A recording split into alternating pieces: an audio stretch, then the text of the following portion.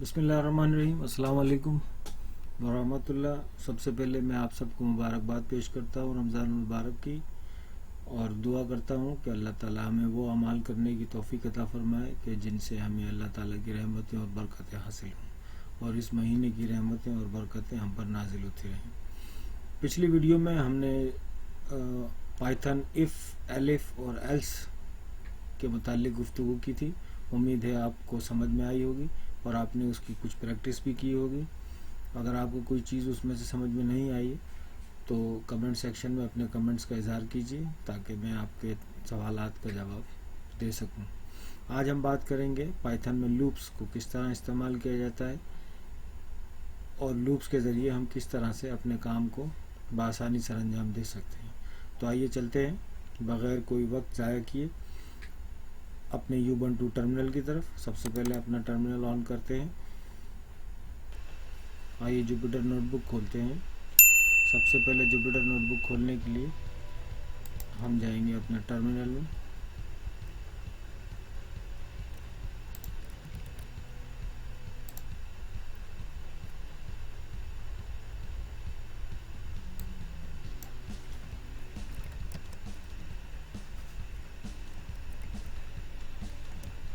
मेरा working folder आपको सामने नज़र आ रहा है जिसका नाम है माई पाइथन। माई पाइथन में एम कैपिटल है, तो यूबंटू के अंदर हमें जिस स्टाइल में नाम लिखा हो उसी स्टाइल में टाइप करना होता है, cd माई पाइथन।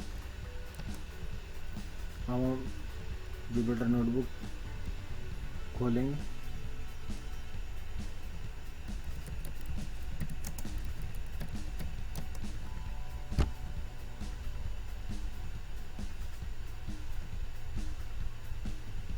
आइए एक नई नोटबुक बनाते हैं।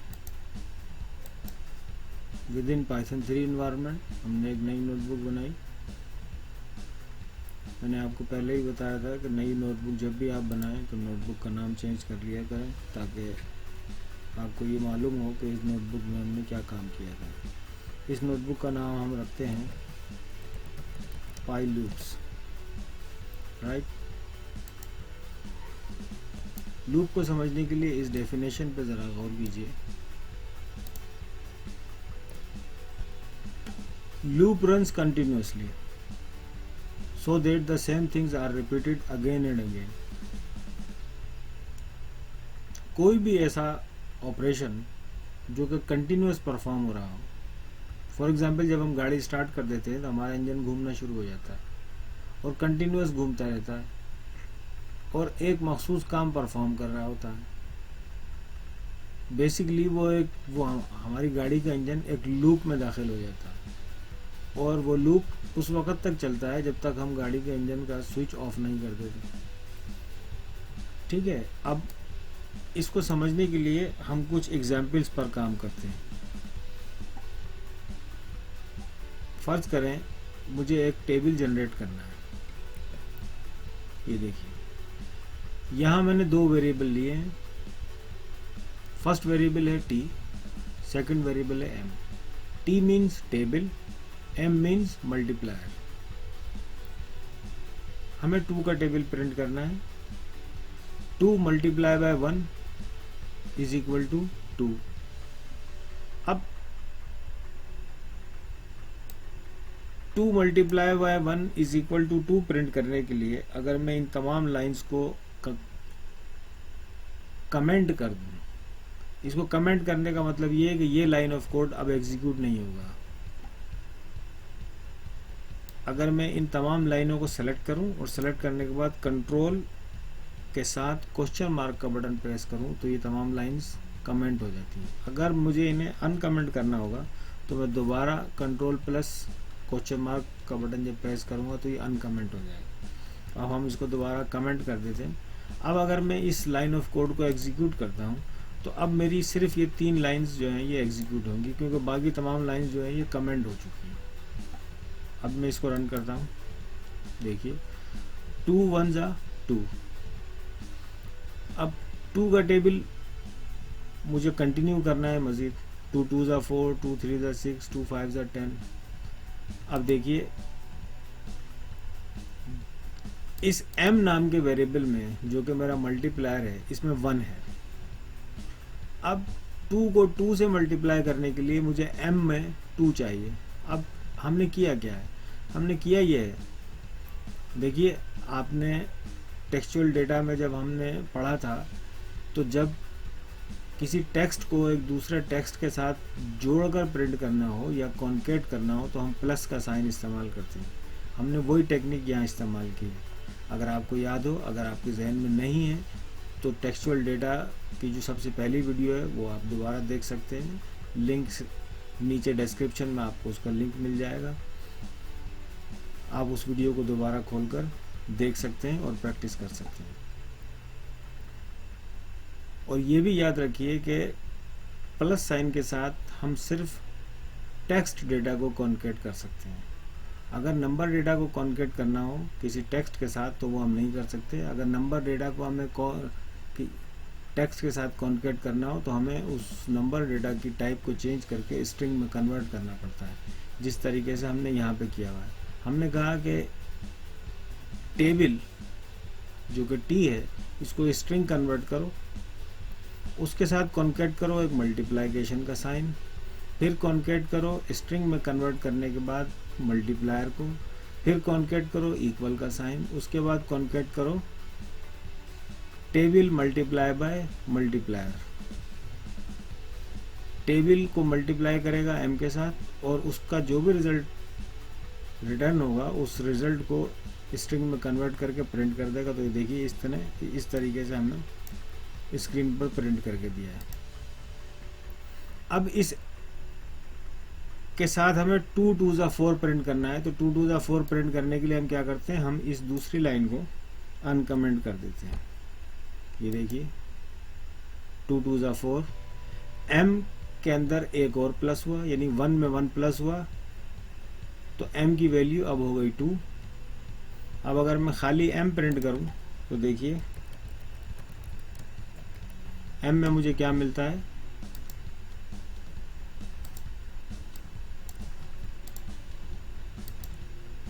2 2 2 जा 4 प्रिंट हुआ। अब मैं इस लाइन को अनकमेंट करूं और अब रन करूं, 2 3 जा 6, 2 4 जा 8, 2 5 जा 10 एंड सो ऑन। अब हम इन तमाम लाइंस को अनकमेंट कर देते हैं।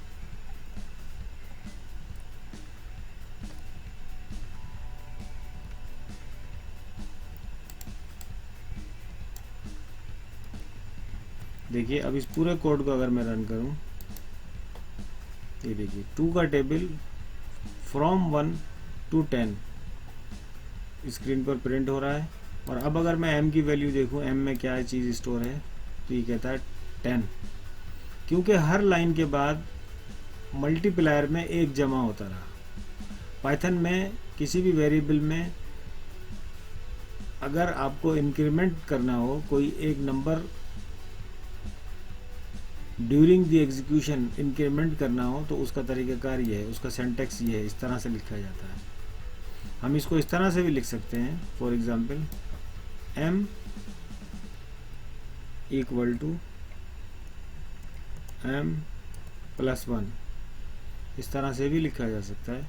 इसको रन करके देखते हैं, देखिए ये कोड रन हो गया। लेकिन ये तरीक़ाकार मुख्तलिफ दूसरी लैंग्वेजेस में है। पाइथन के अंदर जब हमें उसने एक बड़ी आसान तरीका दिया है तो हम उसको इस्तेमाल करते हैं, प्लस इक्वल टू 1। देखिए ये कोड बिल्कुल ठीक लिखा हुआ है। जो हमारा मकसद था इस कोड को लिखने का कि हम एक टेबल प्रिंट करना चाहते थे जो कि 1 से लेकर 10 तक हो। अगर मैं इस 2 की वैल्यू चेंज कर दूं, इसको 3 कर दूं, तो ये 3 का टेबल बन जाएगा। अगर मैं इसकी वैल्यू 4 कर दूं तो ये 4 का टेबल बन जाएगा, राइट। ये कोड बिल्कुल ठीक है, सही काम कर रहा है। जो हमने इस कोड से टास्क परफॉर्म करनी थी वो टास्क परफॉर्म भी हो रही है। लेकिन क्या ये कोड उस तरह से लिखा हुआ है कि जैसा लिखना चाहिए? बिल्कुल नहीं। कोई भी प्रोफेशनल प्रोग्रामर इस कोड को इस तरह से कभी भी नहीं लिखेगा। देखिए ये तमाम का तमाम कोड हार्ड कोडेड हो गया। मैं अगर यहाँ पर किसी वैल्यू को चेंज करता हूँ तो ऐसी सूरत में मेरी वैल्यू चेंज हो जाती है। लेकिन 10 टाइम्स अगर मुझे प्रिंट करना है तो देखिए मैंने कितनी लाइंस लिखी हैं। अगर मुझे 20 टाइम प्रिंट करना होता तो मुझे इतनी ही लाइंस और नीचे लिखनी पड़ती। 30 टाइम्स प्रिंट करना होता तो मुझे इतनी लाइंस और दोबारा लिखनी पड़ती। तो इस तरह से क्या होगा कि छोटा सा काम परफॉर्म करने के लिए मुझे एक बहुत लंबा कोड लिखना पड़ेगा। इस चीज़ से बचने के लिए हम वो रास्ता अख्तियार करते हैं जो कि शॉर्टर हो और प्रोफेशनल हो। अब इसी काम को परफॉर्म करने के लिए अगर मैं लूप इस्तेमाल करूं तो लूप हमारे पास पाइथन में कितनी किस्म के होते हैं। First of all we have for loop, secondly we have while loop, बिल्कुल उसी तरह जिस तरह किसी और लैंग्वेज में होता है। Thirdly we have for range loop, right. अब हम इनको एक एक करके बारी बारी इस्तेमाल करके देखते हैं कि इनको किस तरह से यूज़ किया जाता है। सबसे पहले हम फॉर लूप की बात करते हैं। 21 लाइंस का कोड अगर मैं फॉर लूप का इस्तेमाल करूं तो ये कितनी लाइनों में ख़त्म हो जाएगा? Just 3 lines.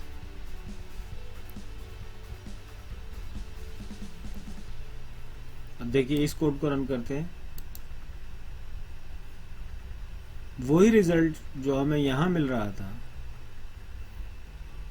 21 लाइंस लिखने के बाद, वही रिजल्ट जो हमें यहाँ अचीव हुआ था, वही रिजल्ट इन 3 लाइंस को एग्जीक्यूट करने के बाद हमने अचीव कर लिया। अब इस कोड में हमने किया क्या? इस कोड में हमने ये किया कि एक टी नाम का वेरिएबल लिया। T means table, table equal to 2, T में हमने स्टोर किया 2, हमें 2 का टेबल प्रिंट करना है। फिर हमने फॉर लूप एक खोला, हमने इसको कहा for means suppose I in range 1 to 11।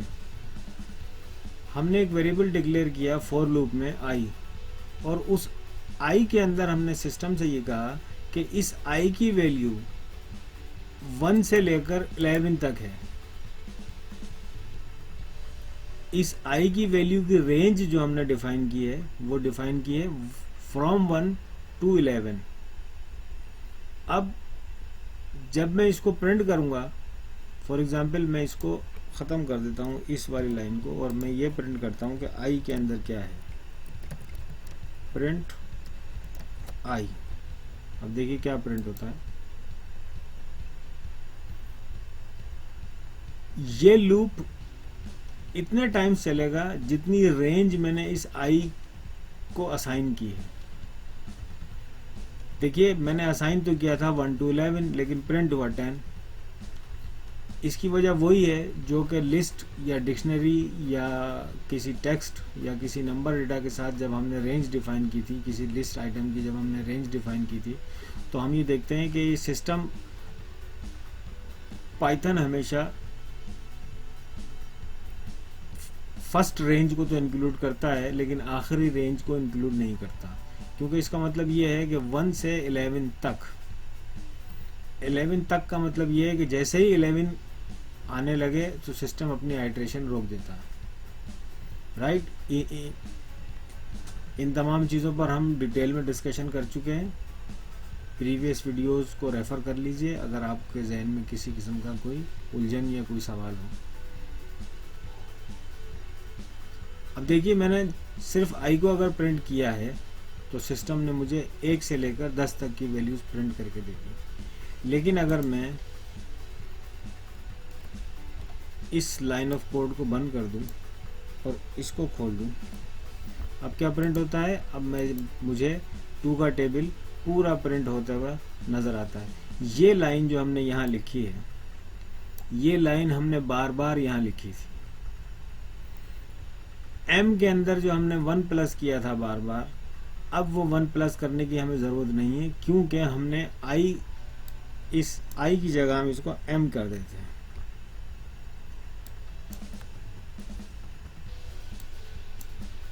Right, अब आपको समझने में आसानी होगी। एम मीन्स मल्टीप्लायर, तो हमने मल्टीप्लायर को बार बार एक इंक्रीमेंट दिया था मैन्युअली, अब सिस्टम लूप के अंदर ऑटोमेटिक उसको इंक्रीमेंट कर रहा है। सिस्टम एक लूप में चलना शुरू हो गया है और इस m की रेंज, इस m की लेंथ फ्रॉम 1 to 11 है।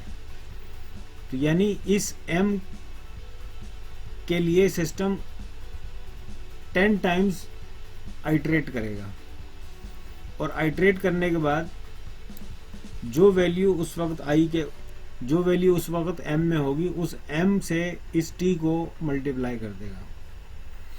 बिल्कुल उसी तरह जैसे हम इफ स्टेटमेंट लिखते हैं और जैसे ही कॉलन लगाकर एंटर करते हैं तो सिस्टम हमारा इंडेंट होकर कर्सर को आगे ले जाता है। इसी तरीके से जब हम लूप का आगाज़ करते हैं और लूप के आगाज़ में फर्स्ट लाइन में जब हम कॉलन लगाते हैं और एंटर प्रेस करते हैं तो हमारा कर्सर इंडेंट होकर आगे आ जाता है। इसका मतलब ये है कि अब जो भी ऑपरेशन परफॉर्म होगा with in this loop perform होगा। अगर मैं इस लाइन को एंटर करने के बाद पीछे चला जाऊं और यहाँ पर लिखूं प्रिंट ए, तो ये ए बजाय इसके कि 10 टाइम्स प्रिंट हो, ये जस्ट 1 टाइम प्रिंट होगा क्योंकि ये लूप से बाहर है। लूप से बाहर होने की निशानी ये है कि ये प्रिंट इस फॉर के सामने लिखा हुआ है, यानी ये प्रिंट इस बेस लाइन से शुरू हो रहा है। अब देखिए, इसको रन करके देखते हैं। आखिर में ए सिर्फ एक मरतबा प्रिंट हो रहा है, लेकिन अगर मैं इस प्रिंट को आगे कर दूं तो अब ये जो प्रिंट ए है ये भी इस लूप का हिस्सा बन गया। अब ये ए भी मेरे पास 10 टाइम्स ही प्रिंट होगा। देखिए,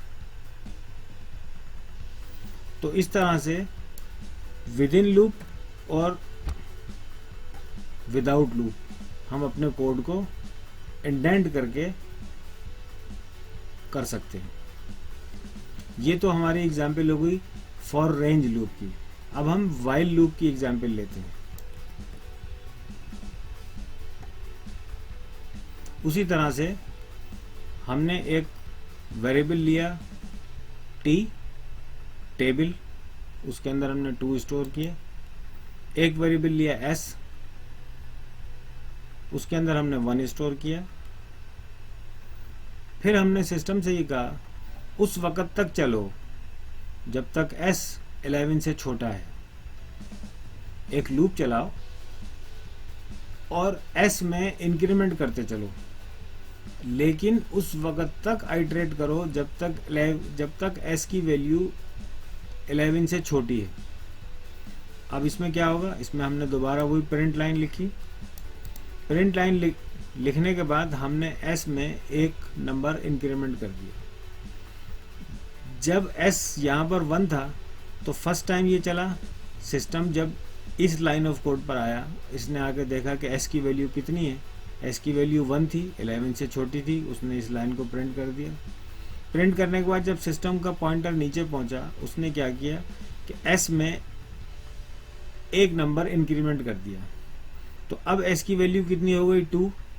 सिस्टम फिर वापस गया ऊपर, इसने जाकर देखा s की वैल्यू कितनी है, 2 है, 11 से छोटी है। फिर उसने ये लाइन ऑफ कोड प्रिंट किया। फिर उसने थर्ड लाइन पर आया। आने के बाद अब यहाँ पर हमारे पास मिल गया है 2, तो 2 में 1 प्लस किया, अब ये हो गया 3। सिस्टम वापस ऊपर गया। यानी ये इस तरीके से लूप में घूम रहा है। उस वक्त तक घूम रहा है जब तक s की वैल्यू 11 से छोटी। अब देखिए, इसको एग्जीक्यूट करते हैं। इसकी एग्जीक्यूशन वहां रुक गई कि जब s की वैल्यू 11 या 11 से बड़ी होने लगी। हमने इसको कहा है कि जब तक चलना है जब तक s की वैल्यू 11 से छोटी हो। उम्मीद है आपको समझ में आया होगा। आप इसकी प्रैक्टिस कीजिएगा। अब एक और हम काम करते हैं। आपने लिस्ट को किस तरह से इस्तेमाल किया जाता है ये सीखा है। अब हम एक लिस्ट डिफाइन करते हैं। ये देखिए, हमने वही टी के अंदर 2 स्टोर किया, यानी टेबल की वैल्यू है 2, multiplier MLT equal to a list. हमने एक मल्टीप्लायर की लिस्ट बना ली। लिस्ट के अंदर हमने वो तमाम वैल्यूज दे दी कि जितने टाइम्स हमें अपना टेबल प्रिंट करना है। उसके बाद हमने कहा for I in range length of MLT, आई की वैल्यू वही है जितनी लेंथ है इस MLT नाम की लिस्ट की। अब इसकी लेंथ कितनी है? इसकी लेंथ है फ्रॉम 0 to 10, यानी 11 डिजिट।